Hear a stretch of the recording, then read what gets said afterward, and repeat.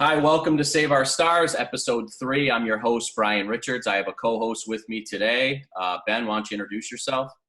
Hey everyone. Well, the first time we did this, it was funnier when I made a funny joke about how, my name is Ben Larsen, founder and publisher of the First Time Father Project.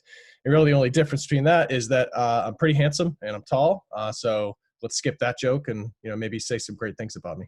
Well, let's be very clear that you are not a guest on this show. So Nope. there's no gift basket, there's no red carpet. You're here to work, man. I'm here, man. Let's do it. How are things going? All right? Yeah, pretty good. I mean, there's a number of, I've had this conversation about 100 times, right? I have it pretty much every day with coworkers, but you can look at quarantine and isolation and everything in a number of different ways. But it can also be a few things. It can be tough. It can be very challenging. It can also be awesome, right? It can be really neat to just be home and just be spending some time. So that's how I choose to look at it, and that's sort of where we're at. Yeah, I mean, I think I'm getting a little sick of the whole project-based lifestyle, though. Like every Mm, time something gets done, I feel like we're starting something new, and sure. I'm missing live sports. I'm missing, people who know me. I'm missing the action. Like Yeah. maybe a little gambling on the side. So I will say this: the only bet that I've made this week, I lost with my wife, and I had to buy her a new light for the bathroom because that's her newest project of the week. So I did lose the one bet that I placed this week. I mean, is that illegal in Massachusetts? The wagering on home improvement projects? I don't know. Well, I'm definitely in the red when it comes to betting or gambling with Kirsten. So, Of course. all right. Well, like I said, Ben's from the First Time Father Project. He big timed us on episode 1, but we charged through it, and we're gonna give him another shot. And my hope is that Ben has a good time with us today and can be a co-host, regularly or sporadically moving forward. So Ben, I am psyched to have you on, and I do think what you're doing at the First Time Father Project is fantastic. So thanks for being here. Thanks, man. And likewise, I like what you're doing here. And I'll just say, first time we tried to get me on here, I mean, I had a rider. You guys really couldn't achieve everything on that rider. So you did a good job catching up. I know, funds must be coming in. So I got my Dasani next to me, and we're ready to rock and roll. Well, yeah. Speaking of funds, I did upgrade the headphones, so thank you to a sponsor who will remain anonymous at this point. So, Nice. all right. So what we did is I went on Instagram and I posted on my story just kind of a couple questions because the audience has been loyal, I will say, for the first 2 episodes, and also, looking into some of the previews and helping out. So I did post a couple of questions on my Instagram story to kind of see what our fans and what our listeners are up to during this kind of unusual time that we're home, and things are going on all around us, and I thought that just pushing out some new stuff and maybe talking to the fans and talking to our listeners might be fun. So Mhm. one of the things that I've been able to do is kind of enjoy some TV that maybe I hadn't in the past, where you're going with practices and rehearsals and all sorts of things, going to the office every day. That's slowed down a little bit. So I have been watching TV. So I did ask our viewers what they've been watching, and it kind of feels like I would be missing something if I didn't first mention, the Tiger King. I don't know if that's something that you watched, which Yeah, feels yeah. like ages ago. And the Tiger King It is, does, doesn't it? Yeah, I mean yeah, yeah. that was early. That was very early, and it's sort of lasted. It's still in the news now, right? Like I just saw that Carol effing Baskin got a zoo. You know, Yeah. um, And I do think there was like a kind of like a high of being home and like, oh, I don't have to go to work. And there's right. this show on that is complete and utter chaos. So I did notice that like my viewing has kind of matched my mood throughout the whole period. And I kind of Nice. I'm getting that feeling from some of our fans as well. And like, so this Tiger King, um, my son is convinced that that everything that was going on in that show was completely on the level and none of it was staged or any of it was processed. So he's a Joe Exotic fan, And yeah, Carol Baskin made quite the name for herself in a quick time. I think it was like an 8-episode series, and everybody kind of, was on the manhunt for Carol Baskin. So funny show, definitely, right? Good kind It of was humor. it was outrageous. It was just completely and utterly outrageous. It was like, it's funny. It's sort of a I don't know. It's sort of like it's telling that I don't think your 10-year-old son was alone there in thinking that that was completely and utterly organic, right? Everything that happened and true. A lot of it, I'm sure, has been and can be, et cetera. I think it's just the whole thing's wild, but you know, it's a pretty good representation of sort of where we're at Yeah. in society. And too, like, you're riding that high of quarantine, you're home, Right. you're like, oh, I can do this. I just have to do homework with my kids for a little bit. We Right. got like a nice little, a little cushy kind of support from the government too. So we got that money coming in, we got garbage on the TV, we're eating like crap, we're drinking, we're having a good time. It's like, we're all living this Tiger King life. And then, because at that point, right, like, my brain's at least different now anyways. At that point you were like, we're gonna 2 weeks, we're gonna be going back. Like, yeah, life's like, it was like, I'm gonna friggin' make the most of this. To your point, like, I'm watching Tiger King. I'm growing my hair out like Joe Exotic. I'm getting an earring. Yeah. And then the other part too is like, there was no escaping the Tiger King. So if you had any resistance at all, it never went away. So you had to kind of tune in, and you had to give it the, what was it, like 8 or 9 hours of time watching this bizarre lifestyle. So get this. So this will probably tell you a lot, and we'll probably get into this a little bit. In my house, I don't know how this happens, but we wait. We go to bed relatively, like, pretty early. I mean, if we're awake past 10 p.m. even during quarantine, like, something has gone wrong, or something it's some sort of special event or whatever. I mean, usually we're all asleep by like 9:30.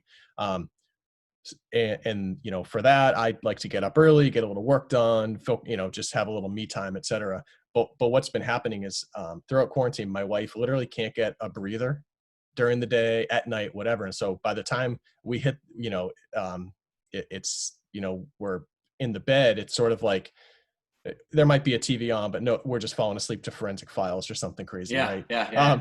Whereas, like, she started waking up, but sometimes before me, like, sometimes on purpose, oftentimes just because she couldn't sleep. But anyways, instead of trying to go back to sleep, she'd rush downstairs and try to watch something. I mean, she did it today. I brought the dog out at, like, I think it was like 4:45. And all of a sudden she walks out of the living room behind me, scared the shit out of me. Right.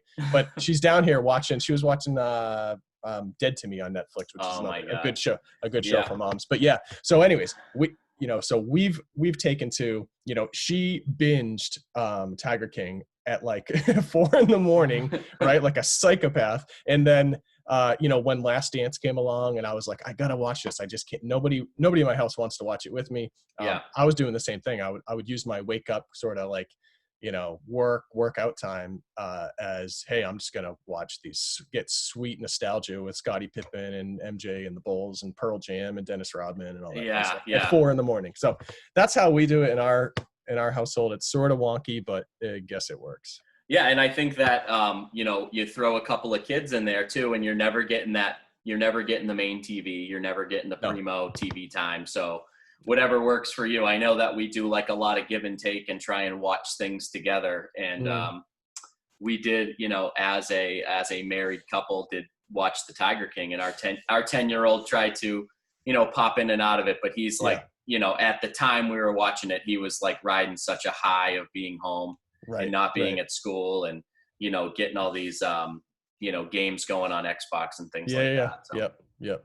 So moving on, this show I haven't watched, but I can say I got trapped into like a YouTube vortex today because so many of our viewers recommended this show, and I don't have HBO, but it's called Silicon Valley, and it's hilarious. So I watched some of the outtakes, and I watched some of the funny moments from each of the seasons on YouTube.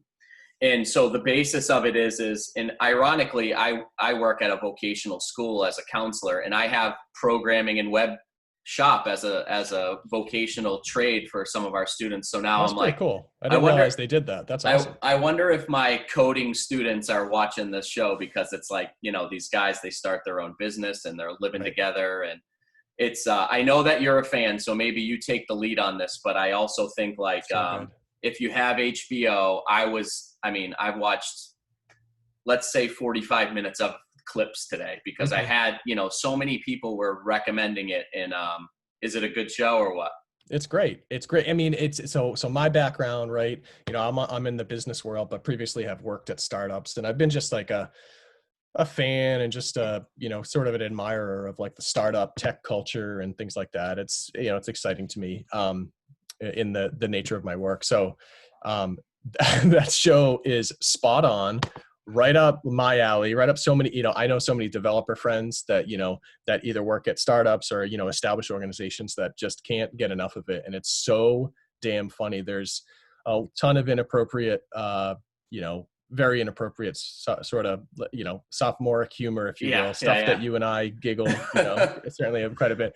I would recommend it with either watch it at 4 a.m. or after your kids go to bed, depending upon what sort of weirdo you are.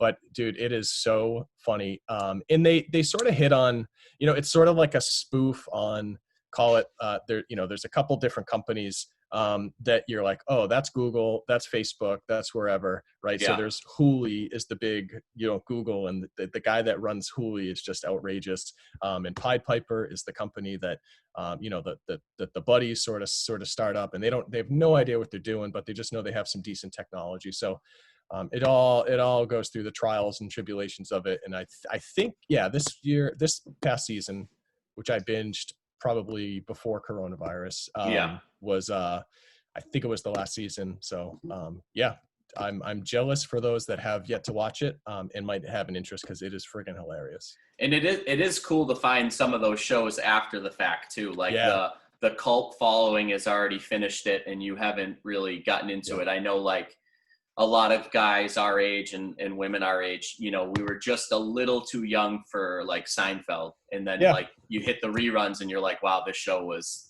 awesome. And we've been watching a lot of those. It's so funny. Yeah. And I do think that that's like the other thing is you have these go-to reruns that you said you're watching, stuff in bed, but it's just kind of background noise or whatever. And we have a couple of go-tos in our house, and we're big on Parks and Rec. We're big on The Office. And I know a lot of our fans are doing Cheers over again, they're watching Cheers again on Netflix, which is pretty cool. And I just saw on what is it, HBO Max, they just rolled out all the Fresh Prince of Bel-Airs. Nice. So that's a good one too. Yeah, that's a good, again, people our age, kind of 90s nostalgia. It's good stuff. It's funny that you mentioned that, because down the road, one of our episodes, we're going to talk about TV dads, and Uncle Phil, even though he's the uncle, plays the role of a father figure, and he's very high on the Save Our Stars TV dads list. So he's fantastic. That's a good episode. I'm excited for that one. Yeah. Low on that list is the dad from, and I said this on a podcast. I don't know if it was the one I had you on, but very low on that list is the dad from Stranger Things. If you watch that, he's the worst friggin' dad in the history of dads. He's like the epitome of why people think dads are idiots, right? Right. And then on the podcast we talked about flash forward however many years, and you've got who's our model dad on TV, Phil Dunphy, right? Right. And it's like, maybe we're almost there. We're almost to where, we're almost being represented to the way that we would like to be represented. Right. The way that the way we try to be anyway. Sure. So then, like I was saying before, with the quarantine, my moods have gone up and down. So I'm riding high on Tiger King, and now I'm, loving these funny shows. But I watched this British comedy, and I don't know if you've seen it, but it's called The Afterlife, and Ricky Gervais is the main character in it. His name is Tony in the show, and his again, hilarious but dark, like a very dark British comedy. And if you watch this show, or you knew that I was watching this show and saw the content, you probably would have sent like your wellness check to the house. He's so miserable and mean to everybody. His wife dies. She's very sick. They have a great relationship, good marriage. And he relives all these wonderful memories with his wife. But in real time, he's being a prick to every single person in his life. Right. And, right. But I just it just hit me right. Like I was in the mood for dark humor. And I think that Afterlife, I'm watching so much stuff. I think it's on Netflix, but it's definitely one of those ones where you're like, you kind of have to be in the mood for. But yeah. I did have some of my listeners mention The Afterlife, which I was like, nice. Oh, I watched that one. And at the time I was watching it, it kind of like fit the profile of like, I need something like mean and dark and devious and hilarious. So the way he like treated his coworkers is exactly like the things you might want to say to people in your life that you're not like loving or whatever. So your current coworkers, meaning your kids. Yeah, my kids. I work for them, so they're But the big one, the overwhelming kind of show that I kept hearing about was Ozark. And that one's really fresh right now because season 3 just came out. Yep. Jason Bateman is the main character. He's Marty Bird in that. And I have to come clean on this, is that I'm in a text chain with some of my closest friends who are big Ozark fans, and they're a full season ahead of me. So I'm trying to push back because I'm in on a couple of other shows right now, and I've got to finish Ozark. But from my understanding, season 3 is kind of can't miss. Really, awesome. Really good. Yeah, no, that show is incredible. So I'm a huge, it doesn't matter what he's in, I'm a huge Jason Bateman fan, going back to the old days, but like just his delivery of what he does, whatever that movie was he was in, where he was like in a spelling bee, I can't remember what it was. And he was just like shitting on these little kids as he won a spelling bee, and he shouldn't have been there. And talk about the sort of like drab, like, he's miserable, treating everyone else like crap type of guy. He plays that so well. Yeah. It's funny that we both identify with that too, by the way. Oh, I know. Yeah.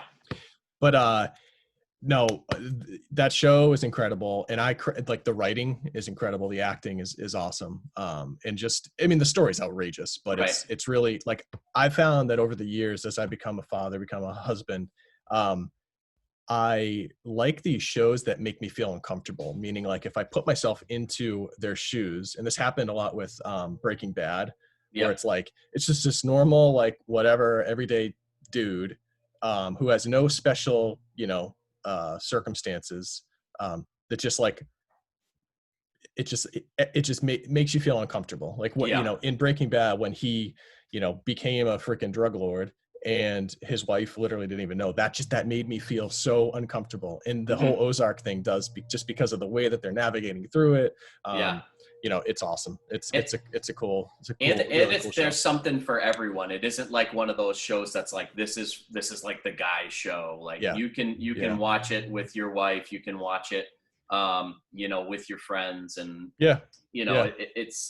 it's good. So I'm eager for season 3. I haven't watched one episode yet, so that part. Nice. I'm actually, like you said, I'm excited to see it because everybody's seen it. I'm a little behind, but it's still like something good to look forward to. Just one theme there, just as as we're at least hoping to talk to dads through this, mechanism, is like I was sort of fascinated. I've been fascinated throughout that someone, and this I guess still holds true for Breaking Bad and everything there, but and again, they're not the same show, but they have similar sort of trajectories, if you will. And what has sort of caught me was like the idea that someone could literally be a drug lord, and in the case of Breaking Bad, and I won't spoil much for Ozark. If you haven't caught on Breaking Bad, then you're behind the ball. Right. It's just it's fair game here.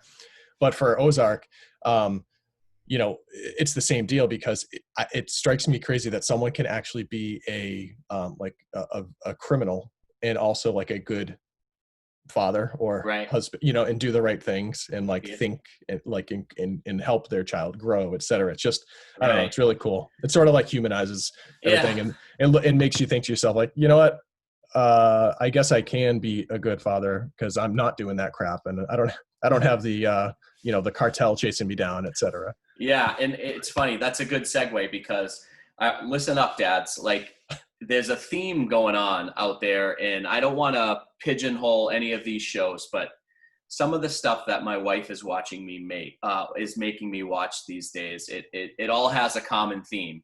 They're like killing their husband. They're leaving their husband. They're meeting a young guy. Like, I got 3 shows right here that I have to talk about because I think everyone's watching them. You mentioned one that your wife was watching at 4 a.m. Mm-hmm. But it's like, it's kind of got the theme like you're talking about is you put yourself in these situations and you're like, oh my God, like these characters are badass. And I think the one thing that I have a hard time with is like, sometimes these characters in these shows, they're like trying to convince themselves that they're good people, Right. and that they're doing the right thing. But so for my wife, she's watching, it's Good Girls, Working Moms, and Dead to Me. Yep. All have this like underlying theme of women who are badass, kind of doing crazy stuff, despite whether they're in good marriages, single parent, and they're all pretty good shows. Good humor, good storyline. But at one point, I said to Kirsten, "I'm like, are you like sending me some clues here? Like, is there a hole in the backyard for me?"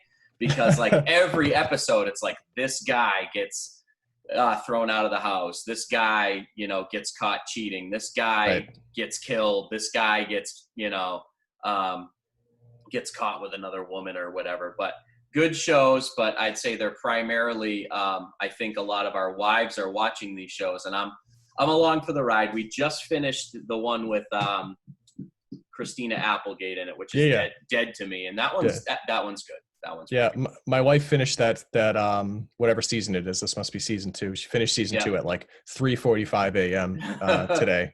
So she was all excited about it. And like, it's funny on those types of shows, like that's actually a great show. I think it's like very well done. I think Kelly Bundy, I always have a soft spot, for Kelly. No, I would agree. There are lots of, I'm all for strong women. I'm all for, of course, all that fun stuff, right? As a guy with 2 daughters, but I mean, you might want to watch out. You might want to just watch your step, and maybe have Carter, test your coffee in the morning. Just have let it sit for a minute.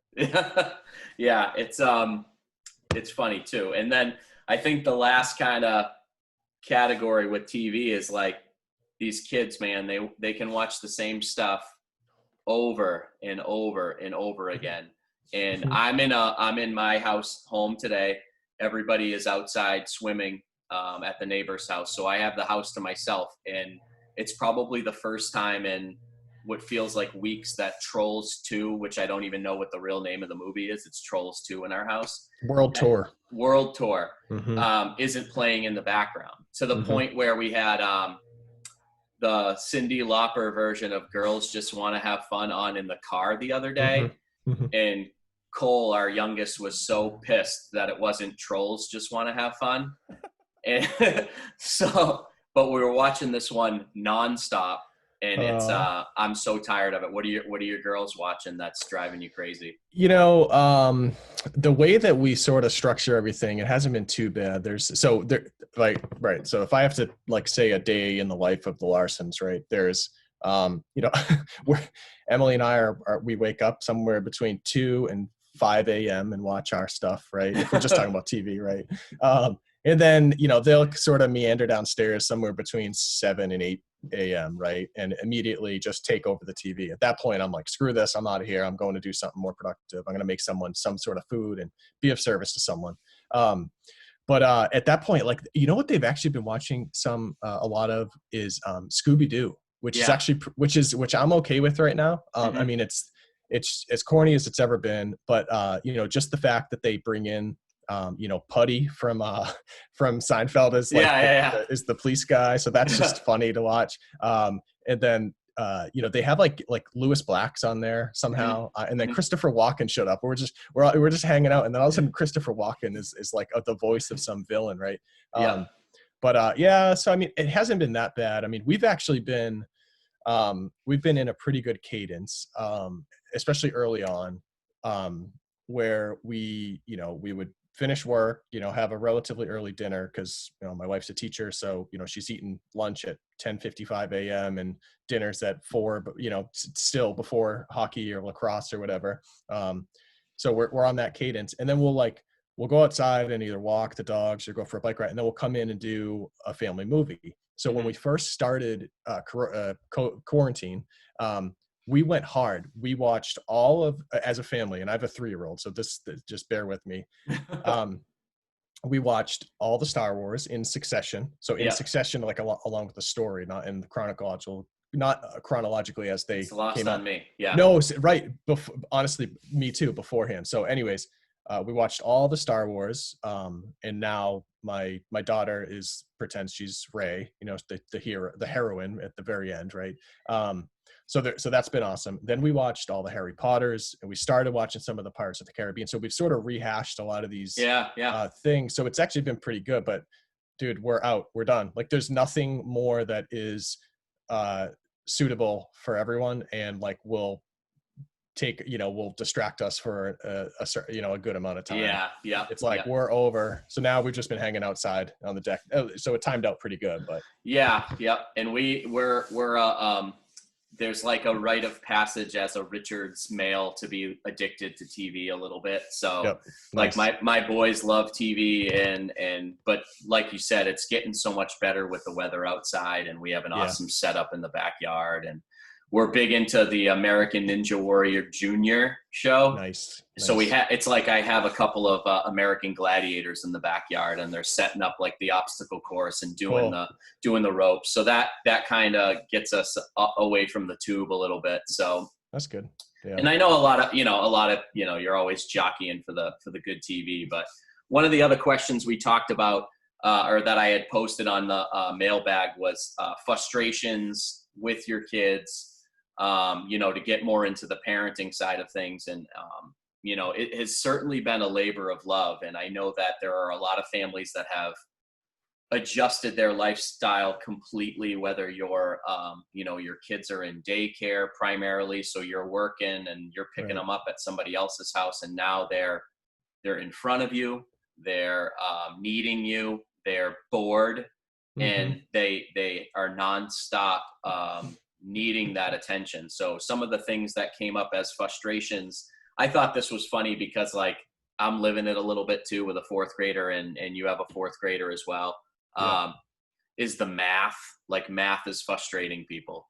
So that was kind of like the common theme from our listeners, is that they're struggling, reliving the math. And it's funny how little your skills are, or if I had an 8th grader, I feel like I'd be hiring a Zoom tutor to do some of this math, because where we're at right now is we're just getting a lot of assignments. We're not in a place where teachers are doing a lot of lessons, and it's hard to keep the attention of a 4th grader in a classroom, let alone on a computer screen too. So math was a big frustration for some of our listeners. A lot was, maybe establishing a good routine. It sounds like you guys have a decent one at home. And I feel like we have our good days and our bad days. I can't say that we have any sort of cookie cutter routine that's working for us. I know I do a lot of 10 more minutes and we've got to get this started. And, the thing with the schooling is I'm trying to stay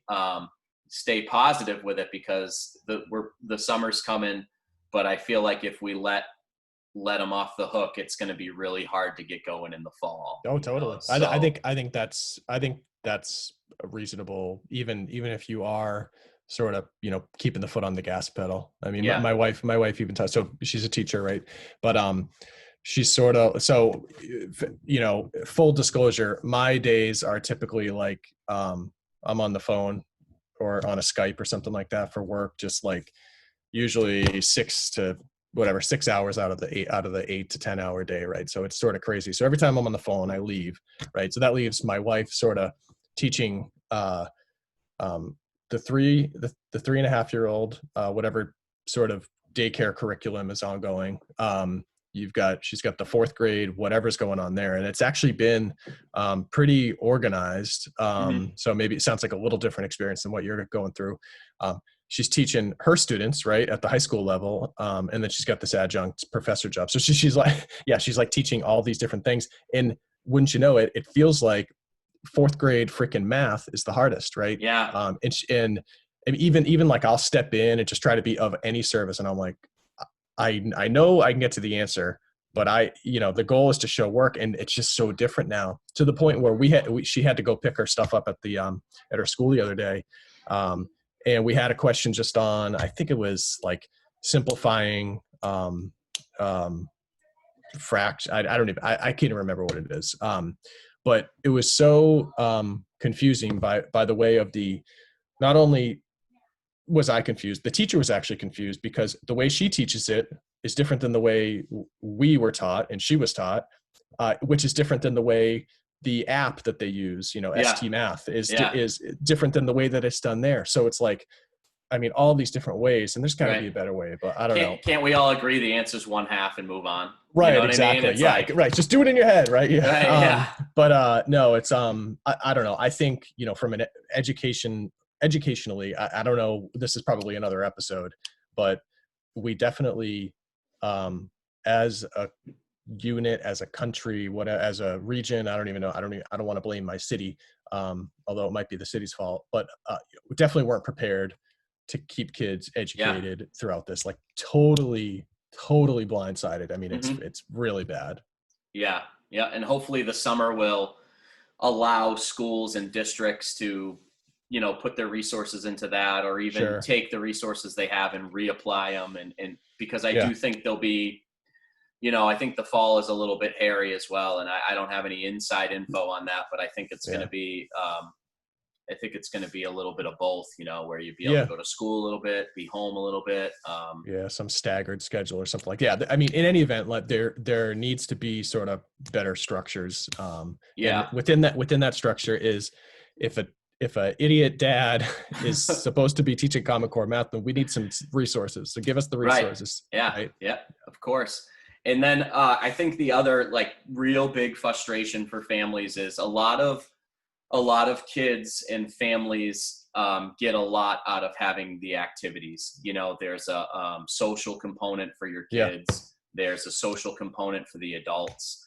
There's also like that release, if kids are struggling in school, they might excel in art club and they're not getting that now, or they might excel on the ice or on the field and they're not getting that now. So it feels like, it's starting to feel a little punitive, like your kids are doing what you're asking them to do. Typically the reward with that would be like, you can be on this team or that team or travel to this tournament or that tournament or whatever, but we're missing it. And I know that you're typically busy with lacrosse, hockey, and everything in between. And our listeners, I'd say that they're struggling with that as well, and it's starting to get a little frustrating because you can see some light at the end of the tunnel, and then there isn't really a definitive plan to get anything off the ground.